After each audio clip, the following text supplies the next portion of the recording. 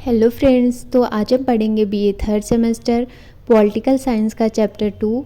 Chapter का नाम है भारत में लोकतंत्र के आयाम। तो हमने फर्स्ट चैप्टर पढ़ा था जिसका नाम था उत्तर औपनिवेशिक भारत में लोकतंत्रीकरण की प्रक्रिया। आज हम सेकंड चैप्टर पढ़ेंगे भारत में लोकतंत्र के आयाम। तो भारत में लोकतंत्र के कई आयाम शामिल किए गए हैं जो इसके प्रभावी कामकाज के लिए आवश्यक हैं। इन आयामों में सबसे प्रमुख आयाम है सामाजिक, आर्थिक और राजनीतिक, जो हम इस वीडियो में पढ़ेंगे। तो सामाजिक आयाम या फिर सामाजिक लोकतंत्र क्या है?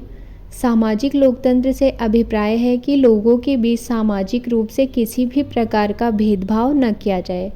कोई भी व्यक्ति किसी भी जाति, धर्म का हो, उसे उसकी जाति या धर्म को लेकर के अलग ना किया जाए या फिर उनके साथ गलत व्यवहार ना किया जाए। सभी को समानता के एक समान रूप से देखा जाए, सभी को सामाजिक न्याय मिले, इस बात का वर्णन हमारे संविधान में भी किया गया है। सामाजिक लोकतंत्र के बारे में कुछ खास बातें भी बताई गई हैं। तो मैं आपको पहले ये शॉर्ट में समझा देती हूँ कि सामाजिक लोकतंत्र या फिर सामाजिक आयाम होता क्या है। सामाजिक लोकतंत्र से आशय है कि कोई भी व्यक्ति किसी भी जाति का हो, किसी भी धर्म का हो, उसका रंग कैसा भी हो, रंग रूप चाहे जैसा हो, लेकिन उसके साथ गलत व्यवहार ना किया जाए, समाज में उसके साथ भेदभाव ना हो किसी भी प्रकार का, और उसके साथ एक समान व्यवहार किया जाए, यही सामाजिक लोकतंत्र है। और समानता का वर्णन हमारे संविधान में भी किया गया है। तो अब हम देखेंगे कि सामाजिक लोकतंत्र के बारे में क्या क्या खास बातें बताई गई हैं। तो इसे हम एक तरह से सामाजिक लोकतंत्र की विशेषता भी बोल सकते हैं। तो उनमें से पहला है सामाजिक लोकतंत्र पूंजीवाद और समाजवाद के बीच एक व्यवहारिक मध्य मार्ग माना जाता है। दूसरा है सामाजिक लोकतंत्र में लोकतांत्रिक सामूहिक कार्यवाही का इस्तेमाल किया जाता है। तीसरा है सामाजिक लोकतंत्र में समाज के सभी लोगों के बीच समानता का भाव देखा जाता है। चौथा है सामाजिक लोकतंत्र का अर्थ एक लोकतांत्रिक कल्याणकारी राज्य है जिसमें पूंजीवादी और समाजवादी दोनों तरह की प्रथाएं शामिल हैं। तो इसमें एक शब्द आया है पूंजीवादी और समाजवादी। तो पूंजीवादी वह है जिसमें उत्पादन के सभी साधनों का अधिकार केवल एक ही व्यक्ति का होता है। जैसे किसी व्यक्ति ने अगर अपनी दुकान खोल ली तो उसका स्वामी या फिर उस दुकान पे अधिकार केवल उसी व्यक्ति का होगा जिसने उस दुकान को खोला है। बट समाजवादी में ऐसा नहीं होता। समाजवादी में ये होता है कि उत्पादन के सभी साधन पर पूरे समाज का अधिकार होता है, सरकार का अधिकार होता है। मतलब उसमें एक ही व्यक्ति का फ़ायदा नहीं होता है बल्कि सारे समाज का विकास होता है और सभी समाज के लोगों का फ़ायदा होगा। ठीक है।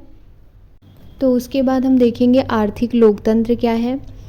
आर्थिक लोकतंत्र में लोगों को अपने समुदायों में सत्ता और संसाधनों पर स्वामित्व और निर्णय लेने में भागीदारी होती है। इसमें लाभ और स्वार्थ के बजाय एकजुटता, सहयोग, लोकतंत्र और स्थिरता के मूल्यों को महत्व दिया जाता है। तो इसको मैं शॉर्ट में बताती हूँ कि आर्थिक लोकतंत्र वो है जिसमें किसी व्यक्ति को अपने संसाधनों पर उसका खुद का अधिकार होता है। मतलब कि वो उसके चीज़ों पर उसका अधिकार होता है और उसे उन चीज़ों पर निर्णय लेने की स्वतंत्रता होती है।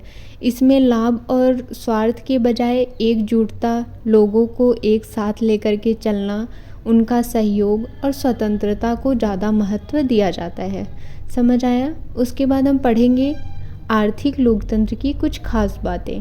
तो इसमें पहला पॉइंट है हमारा आर्थिक लोकतंत्र में राज्य की आर्थिक शक्ति को संतुलित किया जाता है। उसके बाद दूसरा है कि इसमें आर्थिक शक्ति कुछ चुनिंदा लोगों के हाथों में नहीं रहती बल्कि समाज के सभी लोगों में रहती है। तीसरा है आर्थिक लोकतंत्र में आर्थिक समानता की स्थिति होती है। उसके बाद चौथा है आर्थिक लोकतंत्र में सभी के लिए आजीविका के पर्याप्त साधन होते हैं। पांचवा है कि सभी के विकास के लिए समान अवसर मिलता है। छठवां है कि इसमें अमीर और गरीब के बीच की दूरियां कम होती हैं। मतलब सभी को अपना व्यापार शुरू करने की स्वतंत्रता होती है, वो रोज़गार करने की स्वतंत्रता होती है या फिर किसी को रोज़गार देने की स्वतंत्रता होती है। कोई भी व्यक्ति कहीं भी रोज़गार कर सकता है या फिर अपना स्वयं का व्यापार शुरू कर सकता है। इस चीज़ की स्वतंत्रता आर्थिक लोकतंत्र में मिलती है। उसके बाद हम देखेंगे कि राजनीतिक लोकतंत्र क्या होता है। तो राजनीतिक लोकतंत्र एक ऐसी व्यवस्था है जिसमें लोगों को संविधान के जरिए लोकतंत्र की गारंटी मिलती है। इसमें जनता को समान राजनीतिक अधिकार दिए जाते हैं और सरकार के निर्माण में उनकी हिस्सेदारी होती है। मतलब सरकार को चुनने में जनता की हिस्सेदारी होती है, या फिर यूँ कह सकते हैं कि सरकार को जनता चुन सकती है। राजनीतिक लोकतंत्र के बारे में कुछ खास बातें बताई गई हैं। उनमें से पहला है कि सभी को समान अधिकार होता है। दूसरा है कि जनता अपनी मर्जी से विधायिका चुन सकती है। तीसरा है कि लोगों को सामाजिक, राजनीतिक और धार्मिक आज़ादी मिलती है। चौथा है कि लोगों को वोट देने का अधिकार होता है। पांचवा है कि इसमें दल संगठन बनाने का अधिकार दिया जाता है। मतलब राजनीतिक लोकतंत्र ऐसा है कि इसमें लोगों को हर चीज़ की स्वतंत्रता होती है, चाहे वो कहीं बाहर जाना चाहें या फिर अपनी सरकार चुने या फिर किसी भी धर्म को परिवर्तित करना चाहे। मतलब कोई भी व्यक्ति अपनी मर्जी से अपने धर्म को बदल सकता है, इस चीज़ की आज़ादी होती है। और उन्हें अपनी सरकार चुनने की आज़ादी होती है, किसी भी संगठन या दल को बनाने की आज़ादी होती है। तो हर चीज़ की स्वतंत्रता संविधान में मिलती है देखने को। तो ये चैप्टर हमारा ख़त्म हुआ। तो अगर आपको वीडियो पसंद आई हो तो प्लीज़ लाइक एंड सब्सक्राइब कर देना। Thank you.